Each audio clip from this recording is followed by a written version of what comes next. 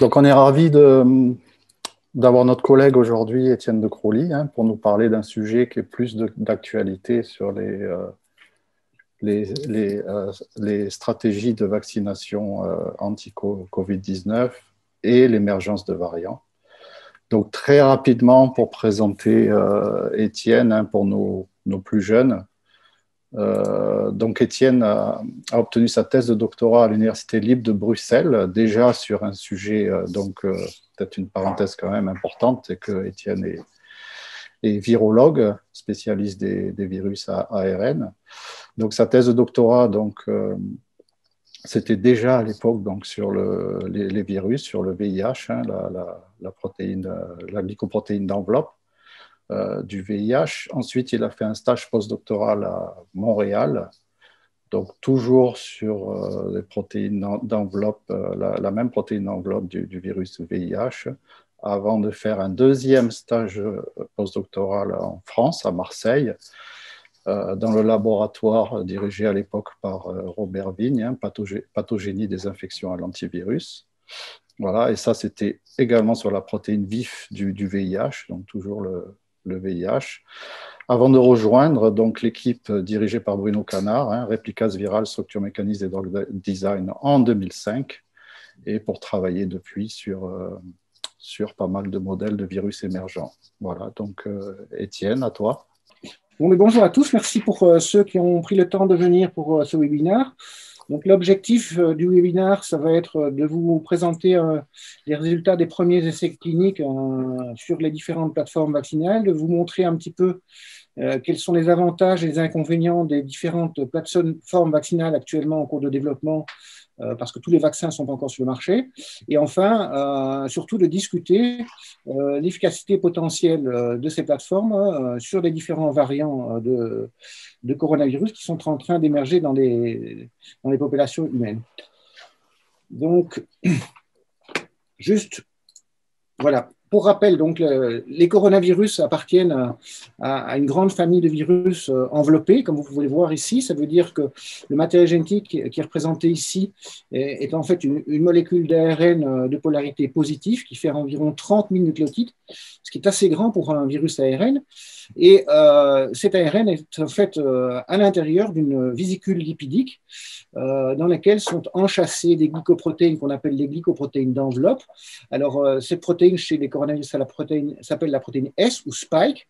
Et son rôle principal, évidemment, ça va être de pouvoir aller s'accrocher spécifiquement sur les récepteurs cellulaires. Et en particulier, le récepteur principal pour l'entrée du virus dans les cellules, c'est le récepteur ACE2. Alors, on voit également tout de suite ici, quand on voit ces particules virales, que cette protéine est évidemment à l'extérieur de la particule virale, et donc c'est la principale protéine qui va être reconnue par le système immunitaire.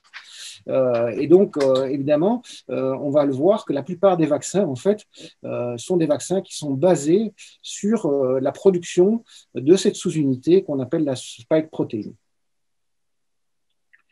Alors, pour vous montrer brièvement le cycle de réplication d'un coronavirus, alors on ne va pas rentrer dans les détails moléculaires, mais c'est juste pour vous rappeler comment ça marche à peu près.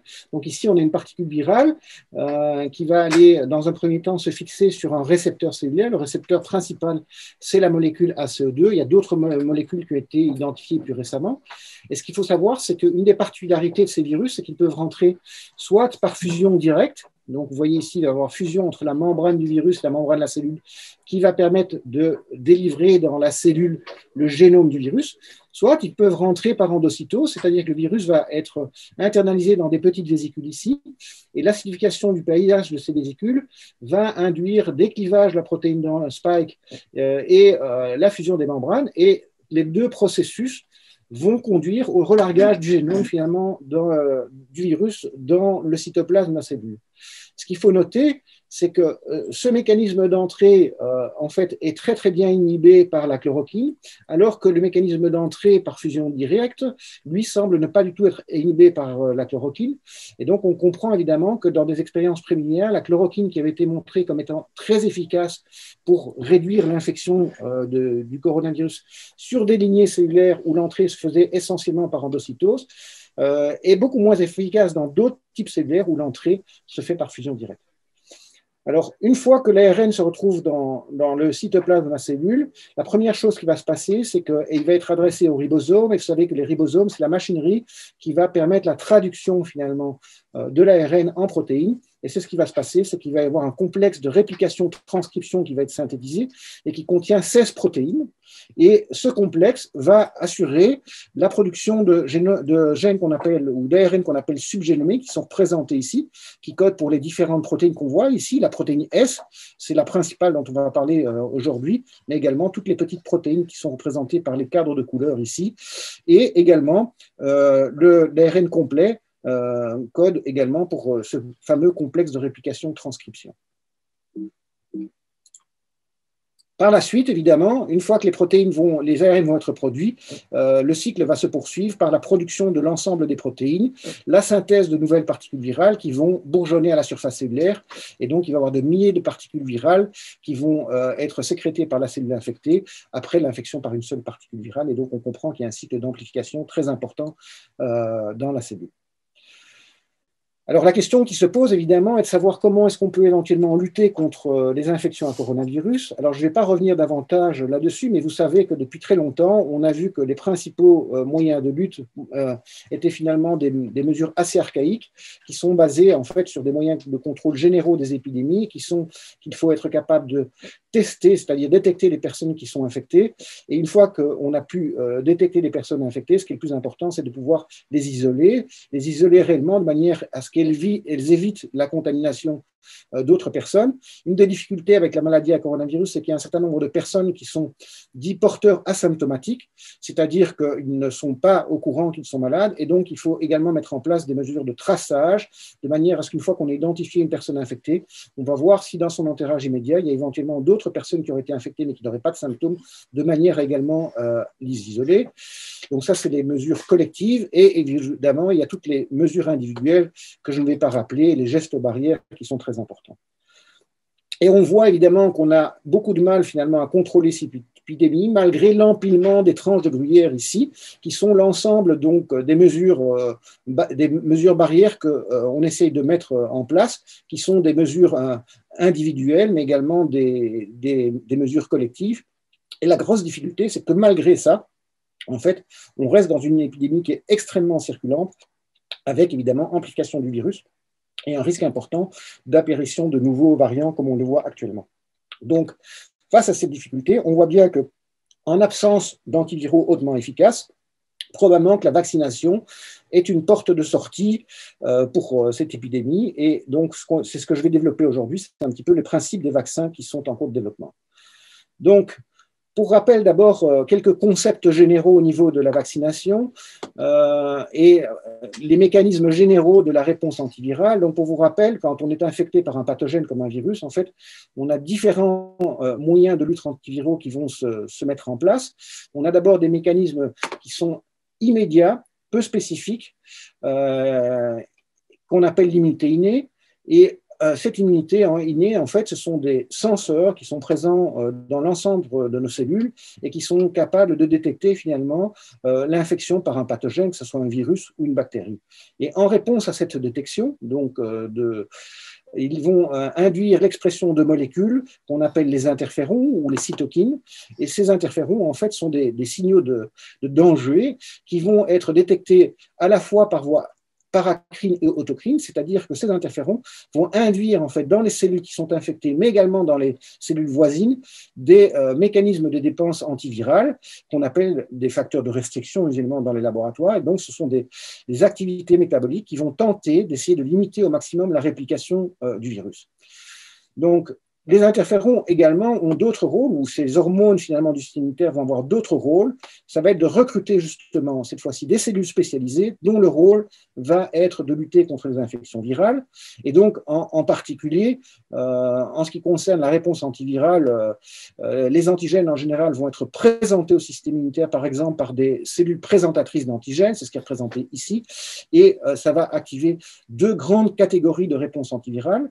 D'une part, ce qu'on appelle l'immunité humaine humoral qui est médié par les lymphocytes B, c'est-à-dire qu'on va être capable de produire finalement des anticorps qui vont être capables de reconnaître le virus de manière à empêcher qu'il infecte de nouvelles cellules. Et d'autre part, l'immunité cellulaire, qui est en fait un ensemble de cellules dont la fonction spécialisée est d'aller reconnaître les cellules qui sont infectées de manière à pouvoir engager leur destruction. La grosse différence finalement entre l'immunité innée et l'immunité adaptative, elle est sur le fait que l'immunité innée n'a pas véritablement de mémoire, alors qu'ici on a une immunité qui est médiée par un système qui est caractérisé par la mémoire.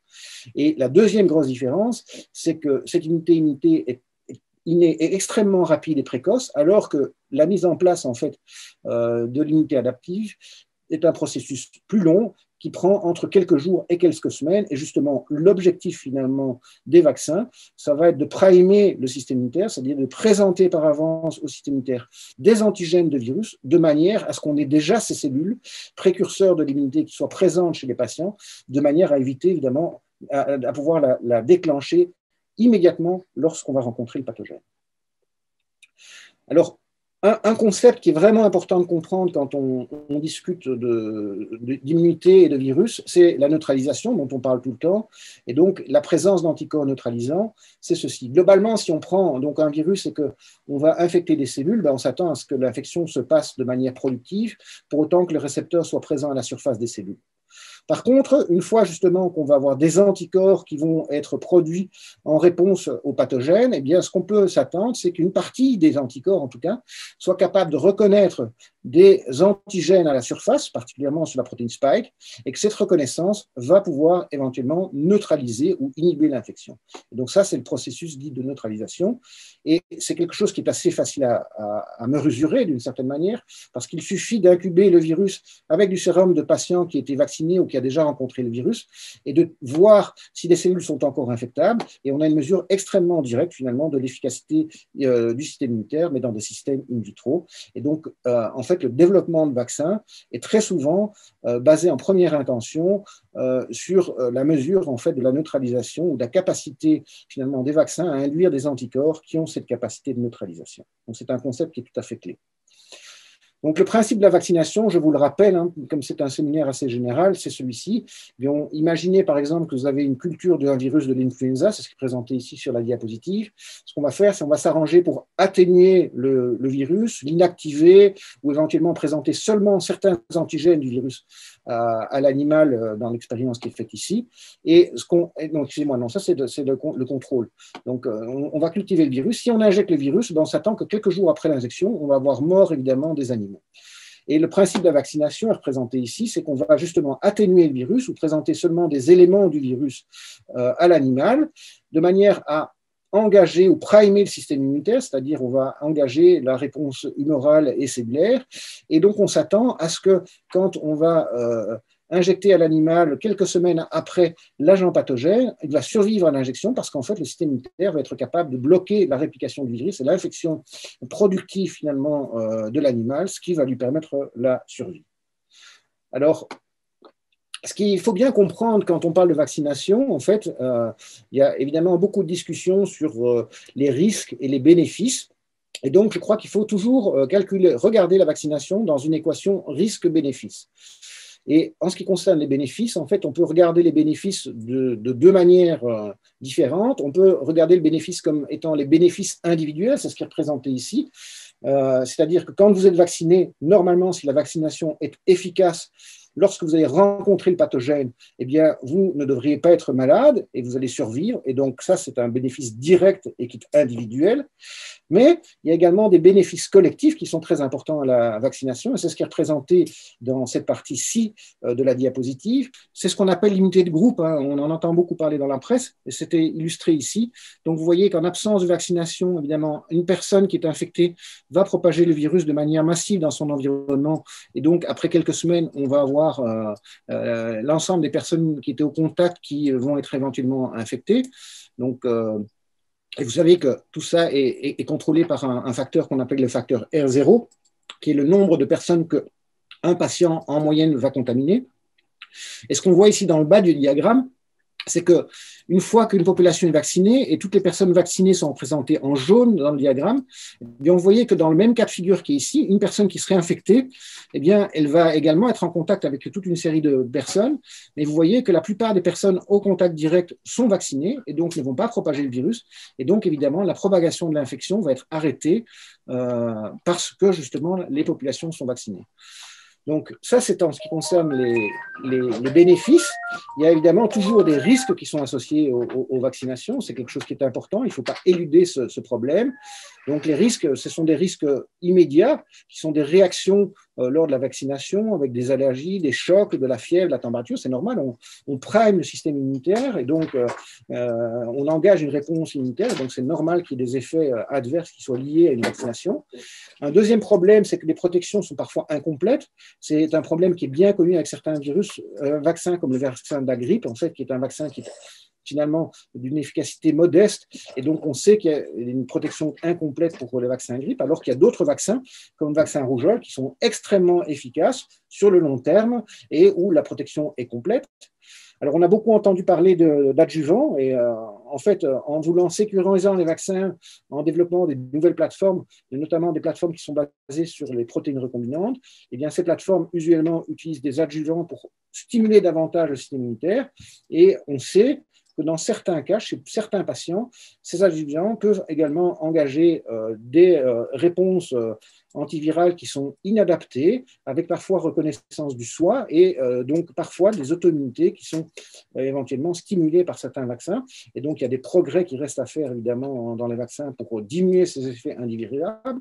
Et enfin, un point important, c'est que certains vaccins, en fait, échouent. On n'arrive pas à développer des vaccins contre certaines maladies parce que parfois, en fait, l'immunité qui est médiée induit ce qu'on appelle des anticorps facilitants. C'est ce qui est ici. Ça veut dire que dans l'ensemble des patients qui sont vaccinés, au lieu que 100% des anticorps protègent l'infection, une toute petite proportion des anticorps va en fait avoir un effet contraire à ce qu'on espère, c'est-à-dire qu'il va faciliter l'infection par le virus. Et ce sont des processus qui sont bien connus, par exemple, pour le virus de la dengue. On sait quand on a fait une première infection par le virus de la dengue, si on est ultérieurement infecté par un deuxième virus de la dengue, eh bien, on a davantage de risques de faire des dengues sévères et des dengues hémorragiques.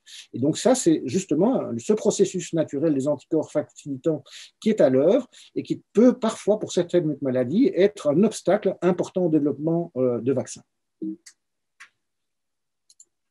Donc, en ce qui concerne les plateformes vaccinales, c'est-à-dire qu'est-ce qu'on a comme moyen finalement pour aller rapidement au moment où un virus émerge pour développer des vaccins, eh bien aujourd'hui, on a différentes plateformes vaccinales qui existent dans l'industrie pharmaceutique, qui vont des plateformes qui sont extrêmement ancestrales, hein, qui sont ce qu'on appelle les virus inactivés. C'est la vieille stratégie du vaccin polio qui avait été développée il y a déjà plus de 40 ans et qui consiste simplement, on va produire des particules virales et on va utiliser des molécules chimiques de manière à inactiver ces particules virales, de manière à ce qu'elles ne soient plus capables d'infecter les personnes.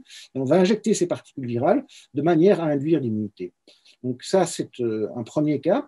Ensuite, il y a les vaccins atténués. Un exemple typique, c'était le vaccin contre la variole. Donc, on utilisait un virus atténué qui était un virus provenant d'une autre espèce, c'est-à-dire c'est l'homologue finalement du virus de la variole, mais dans l'espèce bovine, qui a été atténué par des passages multiples dans des cellules humaines.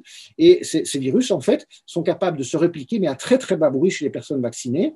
Et donc, ils vont induire de manière très efficace l'immunité. Le risque, évidemment, des virus atténués, c'est que dans certains cas, on peut avoir une perte d'atténuation qui constitue un risque. Et donc, il y a beaucoup d'attention pour éviter maintenant, avec les plateformes modernes, d'utiliser justement ce type de plateforme qui comporte des risques. Ensuite, on a les vaccins dits sous-unitaires, c'est-à-dire que ce qu'on va s'arranger, pour faire une histoire longue, courte, pour produire une des protéines du vaccin, typiquement la spike protéine in vitro, et on va l'injecter aux personnes vaccinées de manière à médier l'immunité par rapport à cette protéine spécifiquement. En général, c'est cette stratégie-là qui sont associées justement à des adjuvants de l'immunité. De manière très similaire, il y a également la production non pas de l'antigène seul, mais de l'antigène qui est associé à ce qu'on appelle des pseudo-particules virales, donc qui sont des vésicules souvent lipidiques ou protéiques qui portent les antigènes et dans lesquelles on va s'arranger pour qu'il n'y ait pas de matériel génétique et qui vont être présentés au système immunitaire. Et enfin, les deux plateformes ici, qui sont celles qui ont eu du succès pour l'instant dans les approches coronavirus, qui sont les plateformes les plus récentes, donc les plateformes dites vecteurs virales, donc, que je vais décrire un peu plus tard, et les vaccins à ADN ou ARN, et je vais vous parler plus tard en détail de comment fonctionnent ces deux plateformes. Et donc, ce qu'il faut bien comprendre, c'est que chaque plateforme a vraiment des avantages et des inconvénients, c'est-à-dire que la qualité de l'immunité qui va être induite va dépendre des plateformes vaccinales qu'on va utiliser. C'est-à-dire que certains vaccins vont davantage induire l'immunité B et moins la T, d'autres mieux la T que la B, d'autres vont induire les deux types d'immunité. Ensuite, on va avoir éventuellement, en fonction des lieux d'injection, mais également des plateformes vaccinales, on va pouvoir avoir de l'immunité mucosale éventuellement qui est plus ou moins bien induite. Et enfin, les qualités des plateformes sont aussi liées au fait qu'on va devoir avoir, on le voit bien, probablement des vaccins qui vont devoir évoluer avec l'évolution du virus. Il va falloir qu'on adapte les vaccins au fil de l'eau en fonction des nouvelles souches circulantes. Et donc, chaque plateforme a des avantages ou des inconvénients par rapport à ça. C'est-à-dire qu'il est beaucoup plus facile de faire évoluer une stratégie du type vaccin à ARN ou vaccin basé sur un vecteur viral qu'un vaccin qui est lié à des protéines recombinantes. Et donc, évidemment, c'est des avantages dans le contexte d'une stratégie vaccinale. Et évidemment, le corollaire, c'est que les risques et les bénéfices de chaque plateforme sont différents. Je vous ai parlé, par exemple, des virus atténués qui comportent des risques potentiellement. Et c'est quelque chose qui est très connu, par exemple, avec le vaccin polio, où de temps en temps, pour les personnes qui sont vaccinées avec le vaccin inatténué, de temps en temps, il y a réversion de phénotype et on a des cas de micro-épidémie autour de campagnes de vaccination qui peuvent être liées au vaccin polio. Et c'est pour ça qu'on privilégie davantage maintenant les vaccins qui sont du type sous-unitaire, par exemple, ou les pseudo-particules virales. Donc, excusez-moi, j'ai passé de dia. Alors, dans le contexte du vaccin coronavirus, en fait, ce qu'il faut savoir, c'est qu'aujourd'hui, l'antigène majeur qui est utilisé, c'est la protéine Spike, ou la protéine S dont je vous ai parlé tout à l'heure, dont on a une structure ici, qui est représentée. Donc, c'est elle qui va reconnaître le récepteur ACE2, et vous voyez que cette protéine, en fait, est synthétisée sous la forme d'un précurseur qui va être coupé à différents endroits ici, notamment ici entre S1 et S2, on va avoir une première coupure. Et cette coupure va, entre autres, permettre d'exposer un domaine en vert ici qui s'appelle le RBD. RBD, c'est pour récepteur binding domain, c'est-à-dire c'est le domaine qui va aller interagir avec le récepteur de manière à permettre l'entrée spécifique du virus chez les patients. Alors, ce qui est important de comprendre tout de suite, c'est que quand on a regardé finalement les anticorps neutralisants et qu'on s'est demandé quels étaient les domaines de la protéine qui étaient reconnus par les anticorps neutralisants, eh bien on s'est rapidement rendu compte que c'était d'abord que l'essentiel des anticorps neutralisants chez les patients reconnaissait la protéine Spike. Et ensuite, la deuxième chose qu'on s'est rendu compte, c'est que 10% des anticorps neutralisants reconnaissaient le domaine en bleu ici, qui s'appelle le domaine N-terminal, NTD pour N-terminal domain, et 90% des anticorps reconnaissent un petit domaine ici qui est justement en vert, et qui est le domaine qui est impliqué dans la reconnaissance du récepteur ACE2. Alors, on pourrait dire que c'est une excellente nouvelle, qu'il y a des contraintes importantes sur ce domaine de reconnaissance qui fait qu'on ne peut pas avoir trop de mutations qui apparaissent, sinon on va perdre la reconnaissance du RBD. Mais vous allez voir dans la suite de l'exposé que la situation est en fait un peu plus complexe que celle que je viens d'énoncer. Donc, la plupart des vaccins actuellement en cours de développement sont principalement basés sur la protéine Spike. Alors, pour rappeler, les processus de développement de vaccins sont en général des processus qui sont très longs. On parle en général d'une dizaine à une quinzaine d'années, et donc qui partent de la conception finalement d'une préparation vaccinale et qui passent par différentes phases. D'abord des phases exploratoires en modèles animaux, où on va montrer que la préparation est capable éventuellement de marcher dans un petit modèle animal. Ensuite, on va faire des essais précliniques avec le développement de vaccins dans des modèles animaux plus proches de l'homme si possible, notamment on va toujours passer par des singes évidemment, et on va montrer dans ces modèles animaux usuellement que le vaccin est efficace. Et le gros avantage des modèles animaux, c'est qu'on va pouvoir faire ce qu'on appelle un challenge, c'est-à-dire qu'on va pouvoir injecter à ces animaux le virus et on va regarder si les animaux qui ont été vaccinés sont protégés ou pas de la maladie. Et donc, c'est une vraie mesure objective de l'efficacité vaccinale qui peut être faite avant de passer aux différentes phases d'essais cliniques chez l'homme, qui, de manière brève, en fait, sont classées en 3 phases principales. Maintenant, on appelle également souvent cette phase derrière la phase 4 maintenant, mais les phases principales sont une phase 1 qui sont les essais cliniques qui vise en fait à regarder sur un très petit nombre de patients s'il n'y a pas de risque immédiat suite à l'injection du vaccin. Et donc, on utilise des patients évidemment qui sont en bonne santé. La phase 2, qui est une phase dans laquelle on va cette fois-ci utiliser les vaccins en développement chez un nombre de patients de l'ordre de 500 et dont le but principal va être de s'assurer que les doses qu'on utilise sont correctes pour induire une réponse antivirale qui est suffisamment efficace. Et en particulier, justement, on va regarder systématiquement dans la phase 2, entre autres, si les anticorps qui vont être produits sont capables de neutraliser le virus dans des tests de neutralisation tels que ceux que je vous ai présentés tout à l'heure. Et ensuite, on a la phase 3, qui est la phase finalement où on va véritablement regarder l'efficacité vaccinale. Et donc là, le but, c'est d'avoir une cohorte de patients qui est suffisamment grande. Donc on parle de cohortes qui sont entre 20 et 40 000 patients, usuellement, qui vont être vaccinés. Ce sont toujours des études en double aveugle, c'est-à-dire qu'on a, dans la cohorte va être divisée en 2, une partie va être vaccinée, l'autre ne va pas être vaccinée. Et on va toujours faire ces études dans des régions justement où la circulation du virus est très active, de manière à comparer l'apparition de la maladie dans la cohorte non vaccinée avec la cohorte vaccinée, et de manière à s'assurer de l'efficacité. Et donc, c'est sur base de ces études-là qu'on va pouvoir définir l'efficacité, et à ce moment-là, les tests d'efficacité vont être présentés aux autorités de régulation de manière à pouvoir entrer dans la phase de production de virus et cette fois-ci d'utilisation à large échelle. Et je vous rappelle que dans cette phase qu'on appelle maintenant la phase 4, il continue à avoir une surveillance très très active du vaccin et des effets adverses éventuels pour éventuellement arrêter la vaccination ou demander qu'il y ait des modifications qui soient faites si on s'aperçoit à un moment qu'il y a évidemment un problème qui est lié à la vaccination. Donc, en ce qui concerne le SARS-CoV-2, on a vu que finalement, ce processus qui dure une dizaine d'années en moyenne a été réduit à pratiquement 1 an, ce qui est tout à fait incroyable. Et donc, on peut se demander comment est-ce qu'on était capable d'aller aussi vite. Alors, il y a plusieurs raisons. La première raison, c'est en fait, c'est que maintenant, l'industrie pharmaceutique a développé depuis une dizaine d'années des plateformes vaccinales qui sont tout à fait au point, dans lesquelles c'est beaucoup plus facile de rentrer une protéine de manière à tester des vaccins très, très rapidement. Ça, c'est la première chose.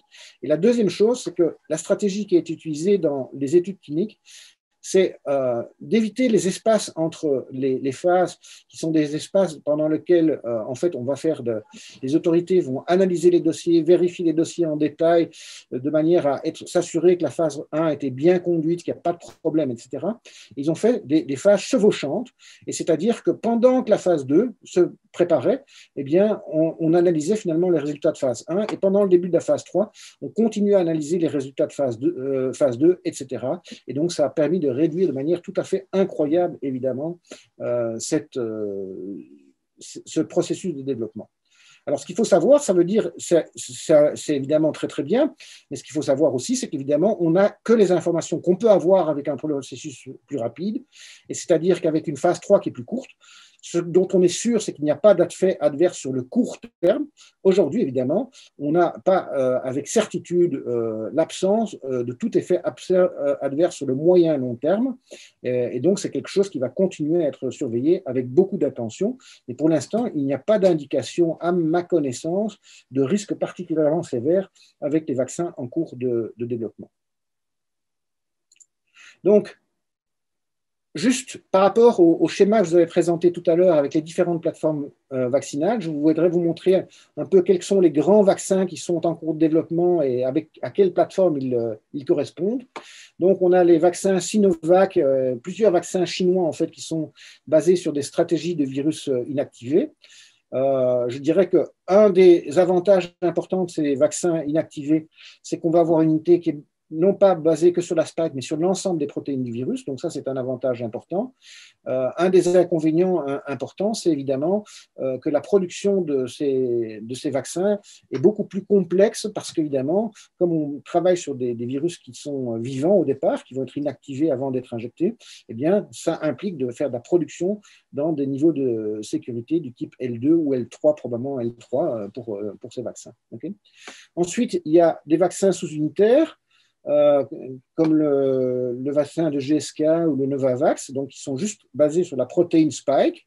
Et enfin, les vaccins dont on va surtout parler aujourd'hui, c'est ceux qui ont obtenu leur autorisation sur le marché. Les deux premiers, qui sont des vaccins basés sur des nouvelles technologies, qui sont des vaccins ARN, donc technologies qui sont déjà connues depuis une quinzaine d'années en fait dans le monde du vaccin, mais qui ont principalement été utilisées pour l'instant dans des vaccins en modèles animaux, et les vaccins qui sont basés sur des plateformes, des vecteurs viraux, en particulier les plateformes qui ont été beaucoup utilisées, c'est les vecteurs adénovirus, et donc on va parler du vaccin AstraZeneca en particulier, et il y en a un second qui va arriver probablement, le Johnson & Johnson, et le vaccin russe également, qui est basé sur ces plateformes et qui a montré, il y a des implications récentes d'essais cliniques, qui est tout à fait convaincante.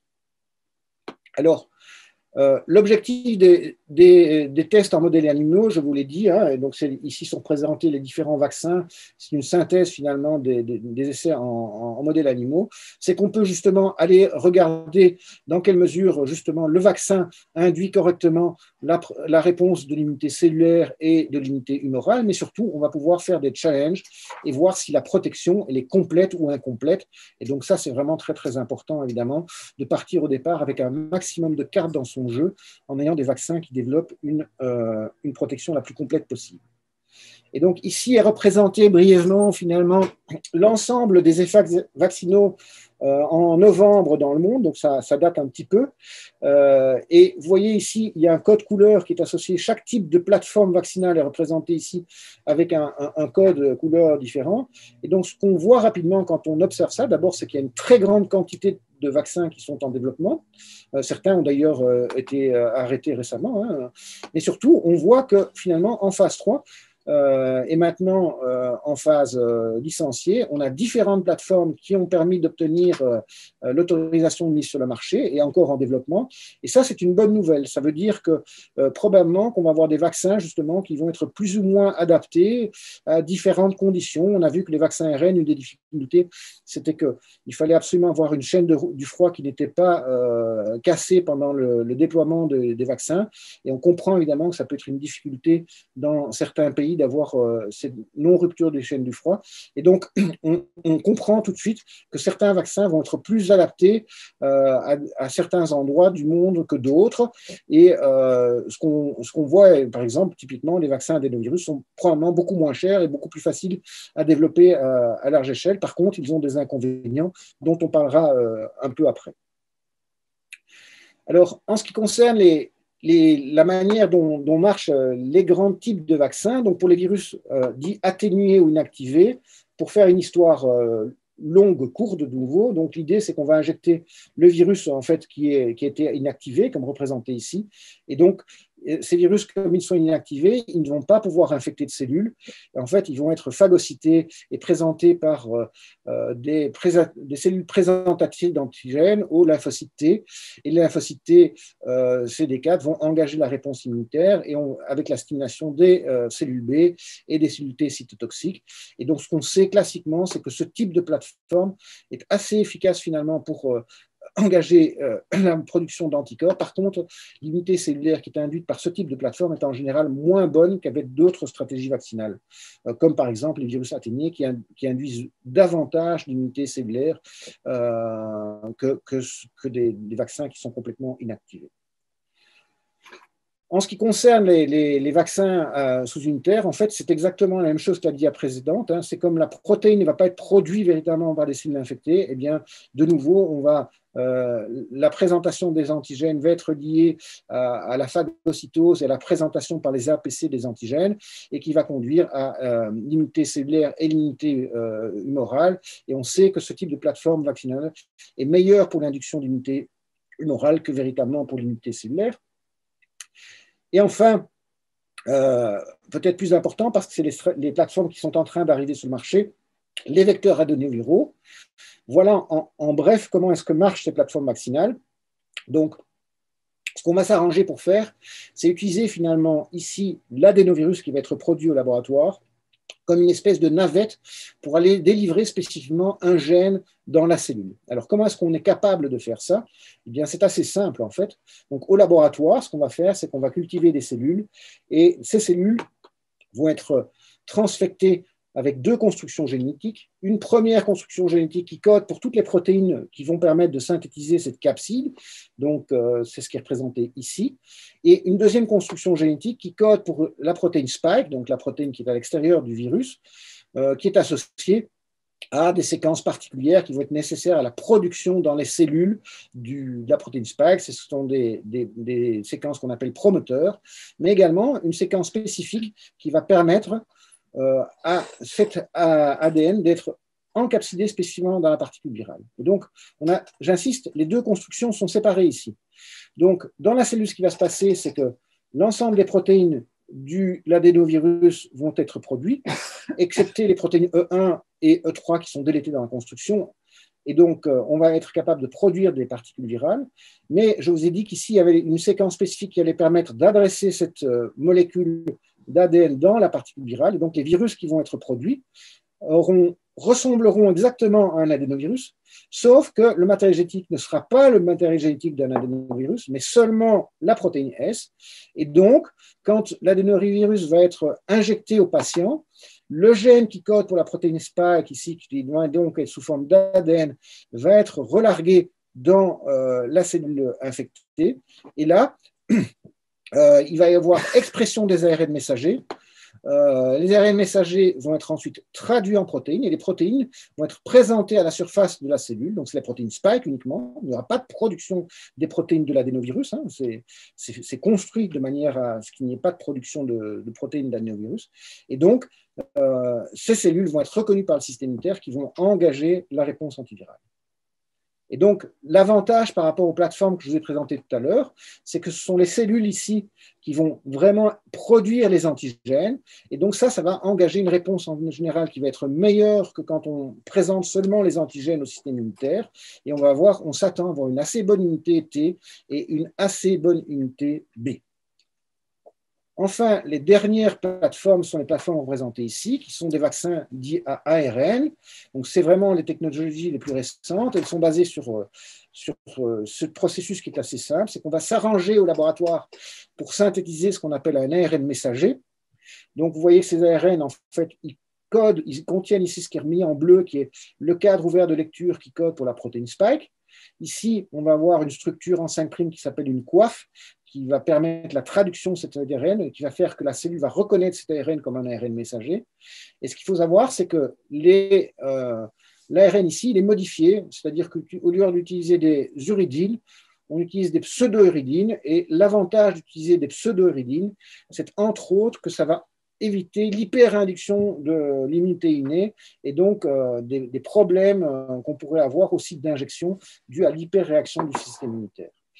Et donc, ces ARN produits au laboratoire vont être encapsidés dans des vésicules lipidiques et vont être injectés au patient. Et ce qui va se passer chez le patient vacciné, c'est que ces vésicules vont aller délivrer finalement l'ARN dans le cytoplasme de la cellule.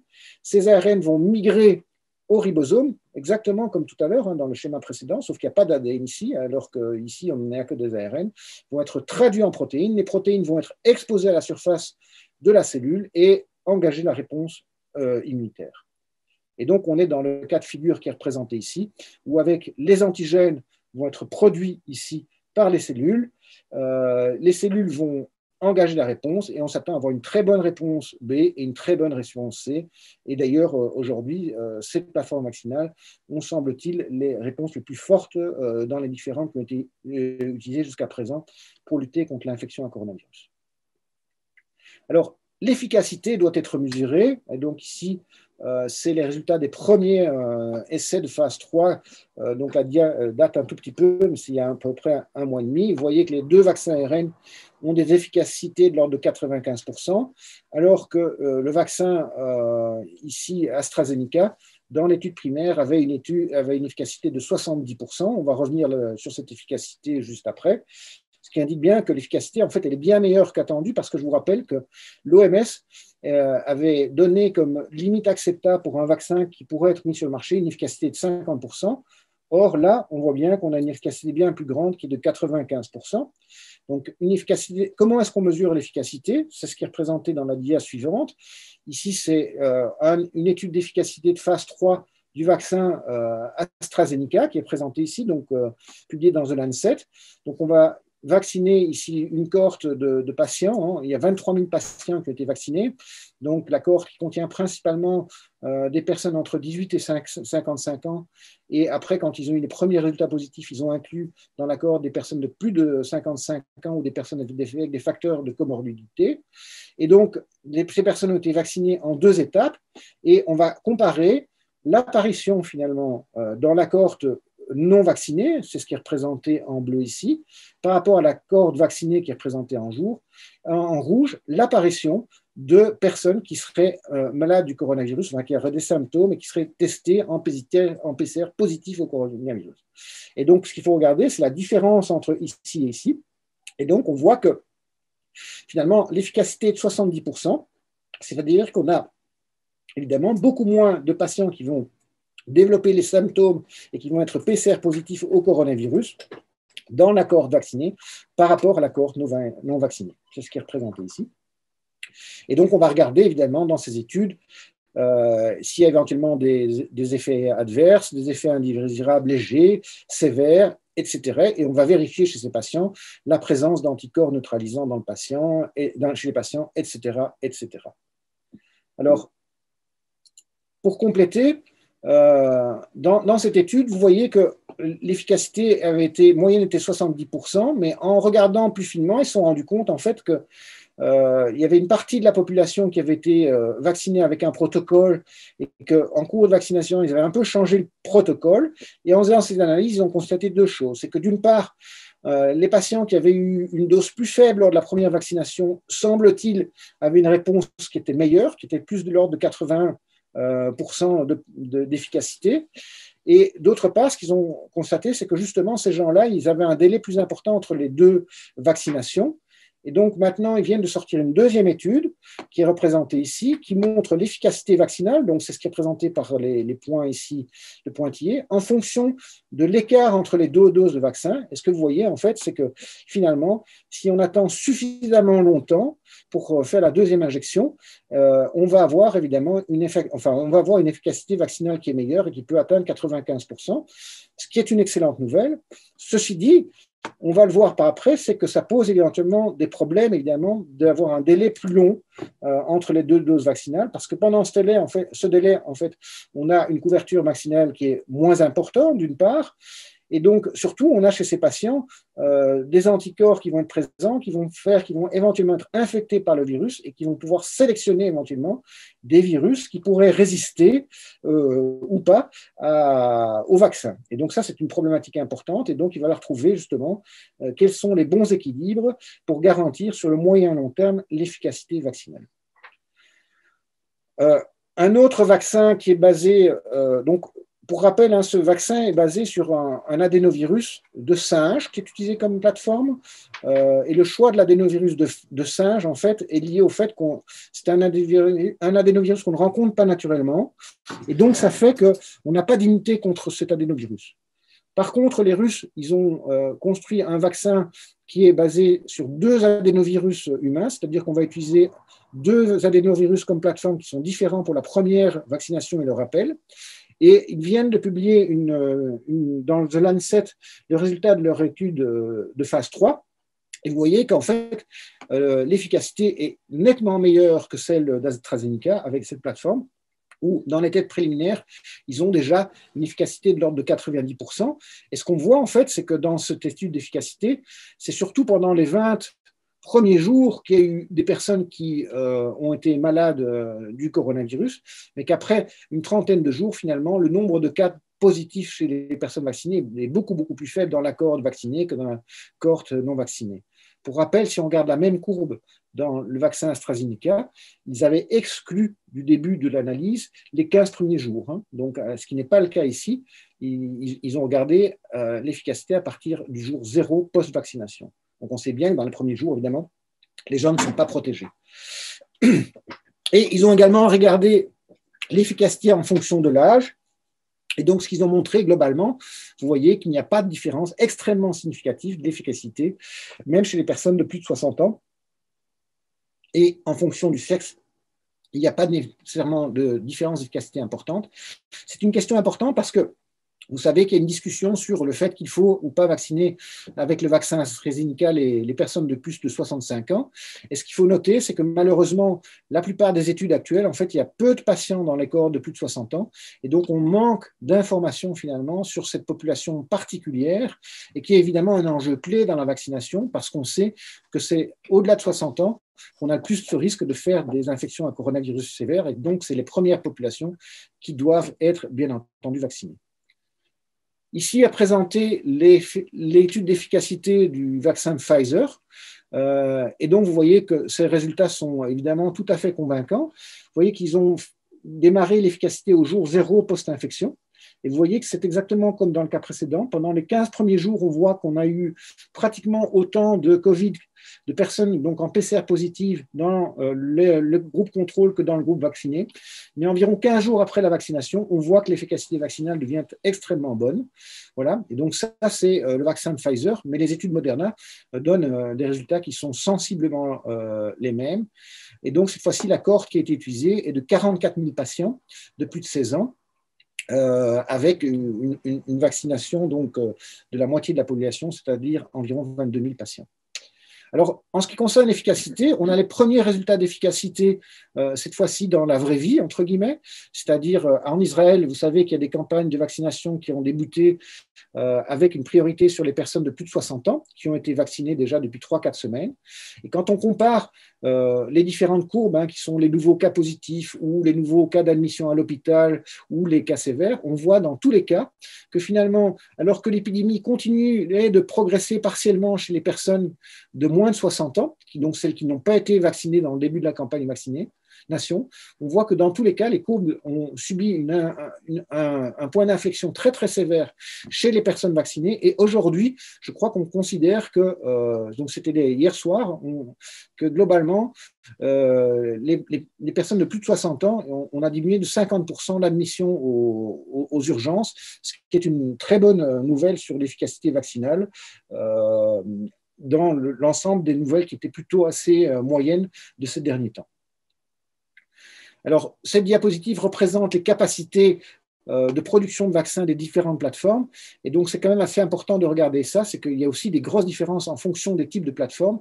Et en particulier, vous voyez que les vaccins, en fait, du type ARN ne permettent probablement pas dans la première année de produire suffisamment de doses pour vacciner l'ensemble de la population.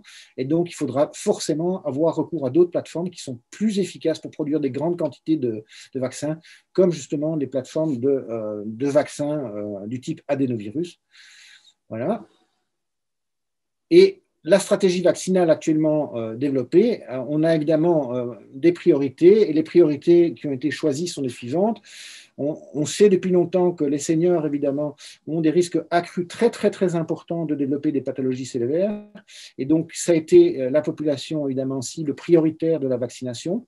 Ensuite, les personnels de santé sont également prioritaires parce que d'abord, ils sont en contact avec des patients et donc ils peuvent être infectés, mais surtout, une fois qu'ils sont infectés, il y a un risque d'infecter d'autres patients qui viennent dans les services de soins et donc ce sont des facteurs importants qui doivent être pris en compte. Ensuite, il y a les personnes avec des fortes comorbidités ou immunodéprimées. Et enfin, probablement que dans la suite, il y aura les personnes très exposées et donc il faudra évidemment penser éventuellement aux enseignants ou à d'autres personnes qui sont particulièrement exposées. Voilà. Et il faudra probablement, au vu des résistances, se poser la question éventuellement de vaccination concentrique ou de savoir s'il faut ou pas. Je ne vais pas rentrer dans ce débat, mais en tout cas, la question du point de vue scientifique, il faut l'adresser en fonction du taux de vaccination qu'il faudrait obtenir pour avoir l'immunité collective. Il faudra voir s'il faudra éventuellement envisager une vaccination obligatoire, mais je crois qu'il est beaucoup trop tôt pour poser cette question. Il faut attendre qu'on ait des résultats tout à fait définitifs sur toutes ces vaccinations. Donc, je vais aborder le deuxième point de mon exposé, qui est assez important, qui est l'évolution des virus et des quasi-espèces. Et donc, comment, justement, l'évolution des virus va ou ne va pas entraîner des problèmes, finalement, des vaccins. Et c'est ce qui est représenté ici. Hein. Donc, ce que je vous ai dit, que le complexe de réplication allait répliquer le génome, c'est ce qui est représenté ici. Et ce qu'il faut savoir, c'est que bien qu'il y ait un mécanisme de correction d'erreur, la polymérase qui réplique le génome qui est représenté ici, dans un certain nombre de cas, va faire des erreurs. Et on estime qu'en moyenne, en fait, quand on regarde les virus, chacun des virus chez un patient va être un tout petit peu différent des autres virus. C'est-à-dire, en moyenne, il y a environ une mutation dans chaque virus qui va être produit. Alors, c'est un mécanisme naturel qui est connu chez tous les virus. Hein. C'est leur moyen le plus important d'évoluer, c'est de faire des erreurs au moment de la réplication. Voilà. Alors, toutes ces mutations, évidemment, ne sont pas nécessairement problématiques, parce que d'abord, ce qu'on constate quand on fait l'analyse des génomes, c'est qu'il y a seulement une mutation sur 5 qui va conduire à un changement d'acide aminé. Je vous rappelle que les acides aminés, c'est ce qui va permettre de former les protéines, et que c'est seulement quand il y a des changements en acides aminés qu'on peut s'attendre à ce qu'il y ait des modifications des protéines et donc des modifications fonctionnelles, et que les conséquences des mutations peuvent être de 3 types. Donc des pertes de fonction de réplication, c'est-à-dire qu'une partie de ces variants, en fait, ou de ces quasi-espèces ne seront pas capables de se répliquer et donc vont disparaître. Une grande partie va être neutre, c'est-à-dire qu'en fait le mutant il va se répliquer exactement comme le virus sauvage. Et il y a une toute petite proportion des virus pour lesquels éventuellement on va avoir des mutations qui ont des effets positifs. Et à ce moment-là, si l'effet est positif dans un contexte donné, eh bien, on s'attend à ce que le variant devienne majoritaire petit à petit dans les populations et devienne un nouveau virus qui va se diffuser dans la population. Et ça, c'est bien connu. Hein. Et par exemple, on a vu dès le début de l'épidémie une mutation de la protéine spike qui est la mutation D614G. Donc ici représentée la protéine spike et ici la position D614G. Alors pendant un moment, on s'est posé la question quel était le rôle de cette mutation. Et en fait, ce qu'on sait maintenant, c'est que quand on a une mutation ici, ça induit finalement une modification de l'exposition du domaine de reconnaissance du récepteur et de la mobilité de ce domaine, qui a un avantage pour le virus, c'est qu'il va en fait un peu mieux reconnaître le récepteur et donc il sera un peu plus performant dans sa réplication. Et quand on regarde au cours du temps, c'est ce qui est présenté ici, hein, ce sont des études phylogénétiques, donc on va regarder l'évolution des génomes, et bien ce qu'on voit, c'est que dans la première phase de l'épidémie, on avait essentiellement le virus en bleu ici, qui était le 614D, et on voit que progressivement, le virus a évolué, et que maintenant, en fait, qu'on est dans la deuxième phase de l'épidémie, eh bien, tous les virus qui circulent ont la mutation donc, de D en G. Et donc, ça signe bien que ce nouveau variant est probablement un tout petit peu plus infectieux, un tout petit peu mieux capable de reconnaître le récepteur ACE2, et ça a fait qu'il est devenu majoritaire dans la population.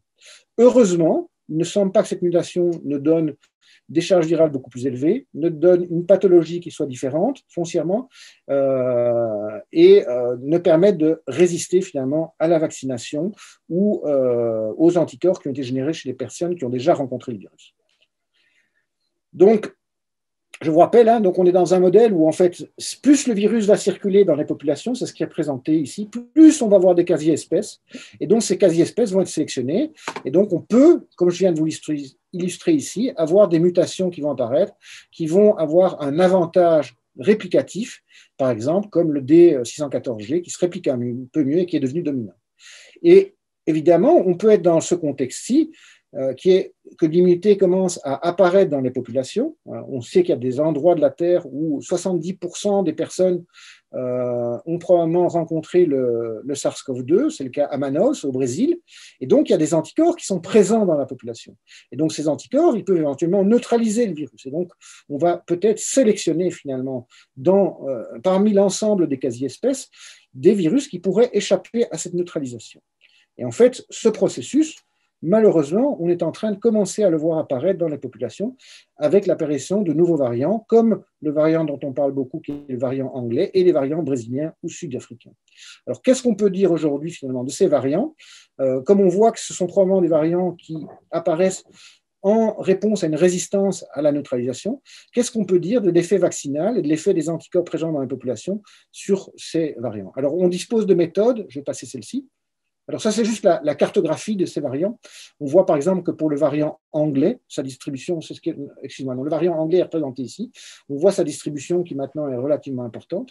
Ici, on voit l'exemple du vaccin sud-africain avec sa distribution qui est principalement donc en Afrique du Sud et en Amérique du Nord et qui commence à contaminer également l'Angleterre et l'Europe. Et ici, on voit le variant brésilien qui est principalement au Brésil et qui commence à s'impliquer également en France. Donc on voit qu'on va être amené à gérer finalement ces différents variants. Donc il y a des études qui ont été faites pour essayer de comprendre quel est l'effet de ces variations. Donc ça, c'est ce que représente en fait la protéine spike du SARS-CoV-2. Et vous vous rappelez que je vous avais dit que les anticorps neutralisants, il y avait 10% qui reconnaissaient ce domaine-ci, le NTD, et 90% du RBD. Donc, la première chose qu'on peut regarder, c'est que dans l'ensemble des mutations, quelles sont les mutations qui affectent justement le RBD dans le cas du variant anglais ou des variants sud-africains, et essayer de comprendre sur cette base-là, éventuellement, en quoi ça pourrait perturber ou non la neutralisation. Et ce que montre ici cette diapositive, c'est que le variant anglais, finalement, il y a une mutation ici qui est présente et qui touche un des épitopes du RBD. Par contre, dans les variants brésiliens et sud-africains, on a deux mutations ici qui sont supplémentaires, c'est-à-dire qui s'additionnent à cette mutation-ci. Et donc, quand on regarde ceci, tout de suite, on peut se dire que ces variants-là seront probablement plus problématiques que le variant anglais, parce qu'il y a au moins deux épitopes différents qui sont touchés par ces variations, et donc il y aura un risque accru finalement pour les variants sud-africains et brésiliens d'échapper au contrôle humain par rapport aux variants anglais. On peut faire l'hypothèse qu'on va garder une unité qui est quand même relativement bonne. Ça, c'est ce que donne finalement directement des observations des mutations dans la structure. Alors, il y a des expériences qui ont été faites. Alors, elles ne sont pas encore publiées dans des revues à comité de lecture, mais elles sont pourtant assez intéressantes. Et donc, ici, il y a une première étude qui a été faite qui compare le variant ici anglais qui est représenté en vert et le variant sud-africain qui est représenté ici. Et donc, ce qu'on a mesuré dans cette étude, c'est l'affinité de ces variants pour le domaine ACE2. Et ce qu'on voit dans cette étude par rapport au sauvage ici, le virus sauvage, donc il n'est pas variant, on voit qu'il y a un décalage des courbes ici qui correspond à une augmentation de l'affinité pour le récepteur de 2,5 fois et de 13 fois pour le variant sud-africain. Donc, ça veut dire que ces variants, en plus d'échapper à la réponse immunitaire, partiellement, ils ont une meilleure affinité pour le récepteur ACE2, donc c'est des virus qui vont mieux reconnaître les cellules cibles et donc probablement mieux rentrer dans ces cellules pour mieux les infecter. Et donc, c'est pour ça probablement que ces variants sont également capables de devenir progressivement dominants dans la population, parce qu'on comprend bien qu'un virus qui reconnaîtrait mieux un récepteur de surface cellulaire et qui rentrerait mieux dans une cellule, eh bien, il va être plus compétent pour se répliquer. Donc, et ça, on peut le regarder ici. C'est une étude qui a été faite donc, de structure où différents anticorps, donc les anticorps sont représentés ici, vous voyez, avec en bleu clair chaque fois. On a différents anticorps qui sont représentés et on voit les domaines qui sont reconnus sur le domaine RB2. Donc, on peut avoir, avec les anticorps monoclonaux, on peut savoir exactement quelle est la zone de la protéine qui va être reconnue. Donc, on peut faire ce genre de choses. Et en faisant ce genre d'études, en fait, on arrive à définir sur le RBD, je vous rappelle que le RBD, c'est le domaine qui correspond à 90% des anticorps neutralisants. En fait, il y a trois zones principales qui sont reconnues par les anticorps. On a une zone en jaune ici, une zone en bleu clair ici, et une zone en bleu foncé ici. Et si on regarde finalement l'échappement par rapport à la reconnaissance par les anticorps, ce qu'on voit, c'est que le mutant 501, ici, dont on parlait dans le variant anglais, il correspond à l'épitope en bleu, et il est séparé des mutations 484 et 417, qui sont dans un deuxième épitope ici, qui est l'épitope en bleu foncé. Et donc, ce qu'on comprend quand on fait ce genre d'études, c'est que ces deux épitopes sont tout à fait séparés, et donc on s'attend à ce que quand on a la double mutation, donc 501 et 484-417, eh bien on va perdre l'affinité d'une partie des anticorps ici et d'une partie d'ici, et donc on risque d'avoir un effet significatif sur la neutralisation. Et c'est bien ce que montrent les expériences in vitro, donc ce sont des des plasmas, donc on a pris dans le sérum des personnes qui ont été vaccinées avec les vaccins à ARN, les anticorps, et on mesure dans un test de neutralisation, comme je vous l'avais montré tout à l'heure, tout au début, la capacité de ces anticorps à neutraliser le virus. Et ce que montre cette diapositive est assez simple, c'est que la neutralisation, on perd ici, avec le variant anglais ici, qui est représenté en rouge, on perd à peu près, il faut mettre 2 fois plus de sérum pour avoir la même neutralisation, alors qu'avec le variant sud-africain, donc correspond au variant anglais auquel il y a en plus la mutation 494, on voit ici qu'il faut mettre environ 10 fois plus de sérum pour acquérir la même neutralisation. Donc ça confirme un petit peu les inquiétudes, à savoir que les variants anglais posent donc les variants sud-africains et brésiliens, parce que ce sont les mêmes du point de vue des mutations, en tout cas dans la spike. Il y a d'autres mutations ailleurs, mais pour la spike, c'est la même, posent probablement beaucoup plus de problèmes en termes de vaccination que le variant anglais, qui devrait être assez bien contrôlé par les campagnes de vaccination. Et donc, sur base de ces observations, on peut supposer qu'à moyen terme, les souches circulantes majoritaires pourraient petit à petit aller vers des souches du type brésilienne ou sud-africaine. Alors, je vais terminer par un résumé.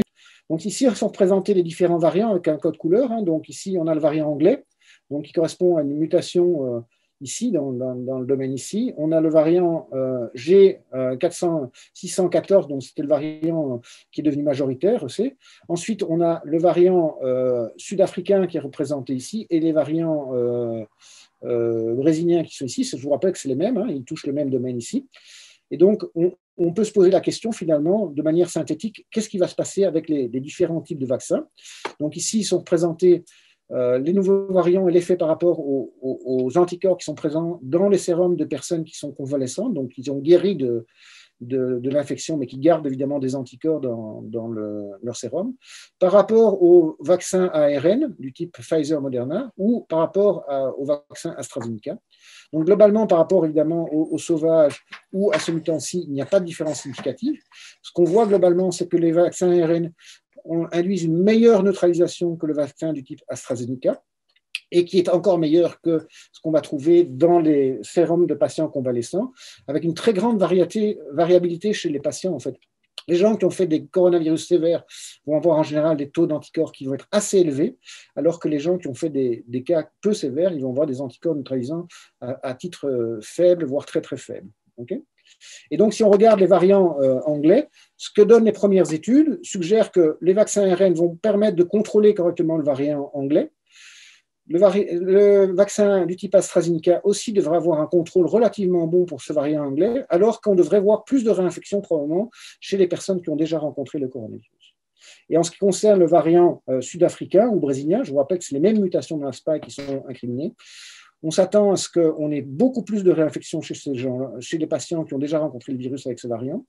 En ce qui concerne le vaccin ARN, on s'attend à ce qu'on ait, dans un premier temps, un contrôle qui soit possible, mais qui soit moins bon probablement, avec une efficacité qui va être moins bonne. La question qui va se poser, c'est comment les anticorps qui vont être générés vont être durables dans le temps chez ces gens pour savoir si éventuellement, dans 6 mois ou 1 an, ils auront encore un taux d'anticorps suffisant pour neutraliser le variant anglais.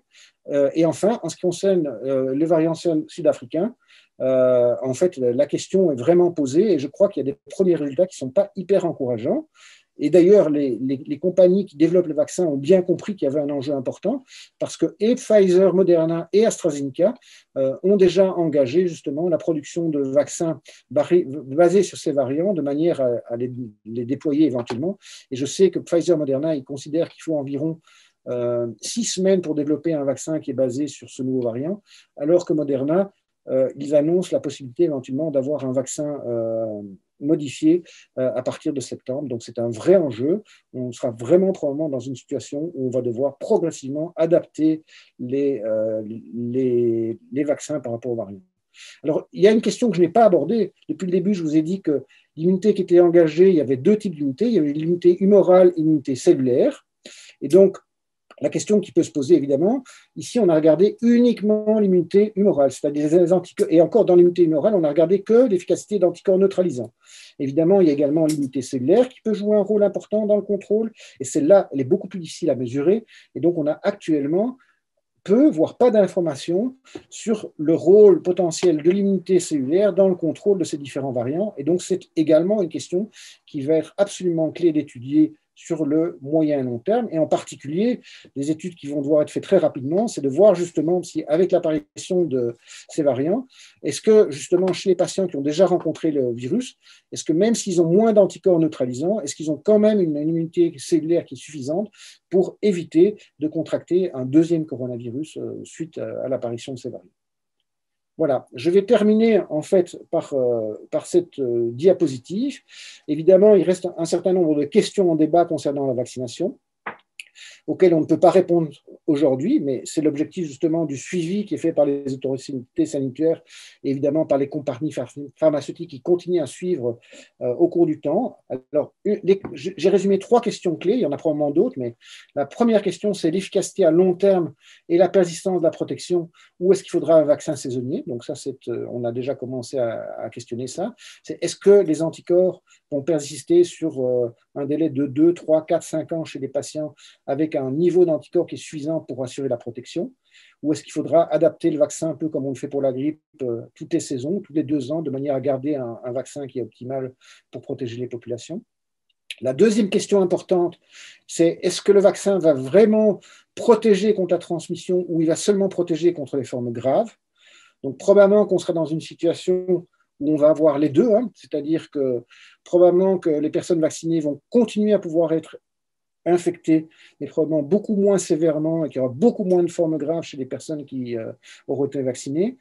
Et que comme on aura été vacciné, on aura une réponse antivirale qui sera beaucoup plus rapide et plus efficace. Donc les gens qui vont être infectés auront moins de charge virale, donc sont moins transmetteurs. Donc on va avoir des effets qui vont diminuer la transmission et la circulation du virus. Et je vous rappelle que la circulation du virus, c'est tout à fait clé de la limiter, parce que plus le virus circule, plus il y a des variants qui vont apparaître, donc c'est vraiment important.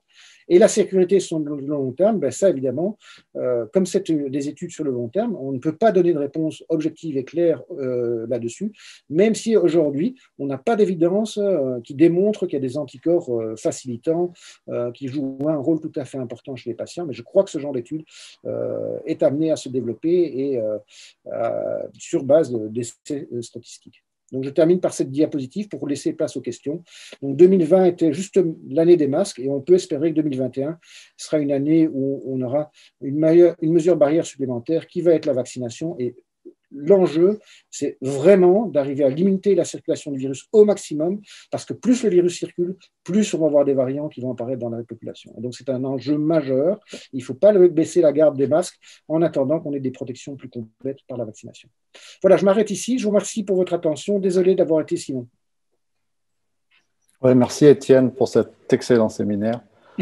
Alors Étienne me confiait que ça nécessite une veille bibliographique au quotidien, hein, donc voilà, un très gros travail bibliographique. Donc si vous avez des questions, il y en a déjà dans le chat, Étienne, tu peux déjà regarder. Il y avait 2 questions de Sonia déjà sur l'utilisation des pseudo-U, mais je pense que tu as déjà répondu. C'est dans les questions-réponses, non, c'est dans le chat. Oui, le chat, ouais. Je ne pense pas que Nicolas puisse. Les pseudo-U, oui. Ouais, ouais. Alors, les ARN, ils sont coiffés. C'est très important parce qu'un ARN qui n'est pas coiffé, d'abord, il ne va pas être reconnu pour les ribosomes, il ne sera pas traduit. Et d'autre part, parce que la coiffe, en fait, empêche d'induire une réponse antivirale qui est hyper forte et qui pourrait être délétère parce que trop forte dès le début. Donc, c'est la première chose. Et pour les pseudo-uridyl, ben, c'est la même chose. C'est que, en fait, des études préliminaires ont montré depuis une dizaine d'années que quand on injecte des ARN messagers chez les patients, eh bien, ils sont fortement détectés par des senseurs de l'unité innée et que cette réponse est beaucoup trop forte. Et que donc, ça fait qu'il y a vraiment une difficulté à vacciner les gens. Et donc, la conséquence, c'est qu'on a essayé d'adapter justement les ARN de manière à ce qu'ils induisent moins fort cette réponse. Et pour ça, au lieu de mettre des U normales, on met ce qu'on appelle des pseudo-uridyl. Le deuxième avantage de mettre des pseudo-U, c'est qu'évidemment, non, je vais m'arrêter là. Merci Étienne. Oui, la perplexité que j'avais, j'ai bien compris pourquoi on utilise le pseudo-uridyl, c'est juste que je ne comprenais pas très bien pourquoi cela soit nécessaire du moment où on a un ARN qui est coiffé. Et un ARN qui est coiffé, normalement, c'est pas un peu. Donc, puisque ce n'est pas un pump, pathogène associated molecular pattern, je ne voyais pas très bien le pourquoi il fallait utiliser pseudouridine. De manière très simple, hein. On sait qu'il y a d'autres méthylations qui apparaissent sur les ARN.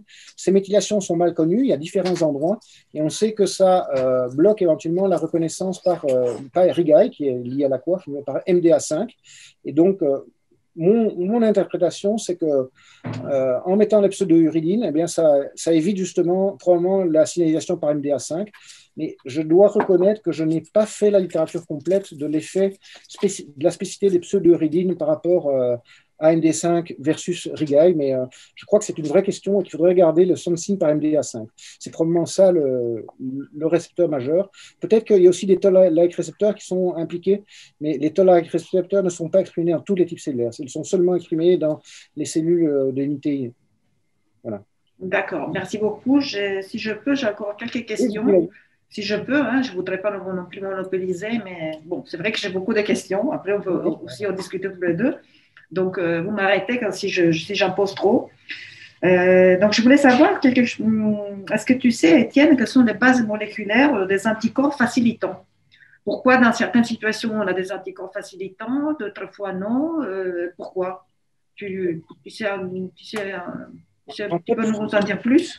En fait, les bases moléculaires sont plus ou moins comprises.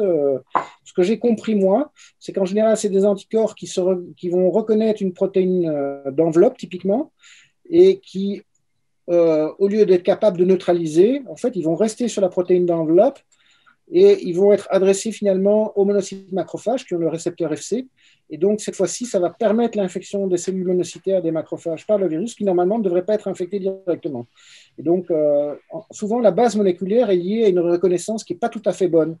Donc, globalement, je crois que si on a un taux élevé d'anticorps neutralisants, il y a peu de risques d'avoir de la facilitation. Et que quand on va arriver dans des systèmes suboptimaux de reconnaissance, il y a plus de risques de voir des effets facilitants. Et donc, oui, c'est un enjeu vraiment sur le moyen long terme qui va falloir suivre avec beaucoup, beaucoup d'attention, je crois. D'accord, merci beaucoup. Mais qu'on soit vacciné ou qu'on reconnaisse le pathogène de manière naturelle, je crois que la question ne change pas vraiment. Si il y a de la facilitation au niveau naturel, on risque d'avoir au niveau vaccinal. S'il n'y en a pas au niveau naturel, on n'en aura probablement pas au niveau vaccinal. Il y a Marine sur ton terme de vaccination concentrique, complément d'information. Ok, je réponds à Marine. Donc, une vaccination concentrique, on le voit en fait que le problème, c'est que si on a une population où on a un vaccin qui marche moyennement et en même temps on a beaucoup de virus qui circulent, on a plus de chances d'avoir des anticorps facilitants, des nouveaux variants qui vont apparaître. Donc, la stratégie vaccinale, je crois, sur base scientifique, eh bien, ça devrait probablement être de dire on va vacciner cette zone-là. Et brusquement, on vaccine une zone de manière à brusquement stériliser la circulation du virus dans la zone et éviter d'être dans une situation où on a des gens qui sont vaccinés, des gens qui ne sont pas vaccinés, le virus il continue à circuler partiellement, on génère des nouveaux variants et donc on est dans un système de course à l'échalote. Donc je crois que c'est une réflexion qu'on va devoir avoir sur les campagnes de vaccination. Est-ce qu'on ne peut pas développer des meilleurs processus de vaccination pour justement juguler, mais vraiment de manière concentrique, la propagation. Et ce sera dans une troisième phase. C'est une fois que les personnes âgées, les personnes de santé auront été vaccinées. Donc, je crois que ce sera sur la table. Est-ce que j'ai répondu, Marine, à la question? Je pense qu'elle va te répondre. Alors, tu as Florence sur les virus atténués aussi. Florence. Attends. Ouais.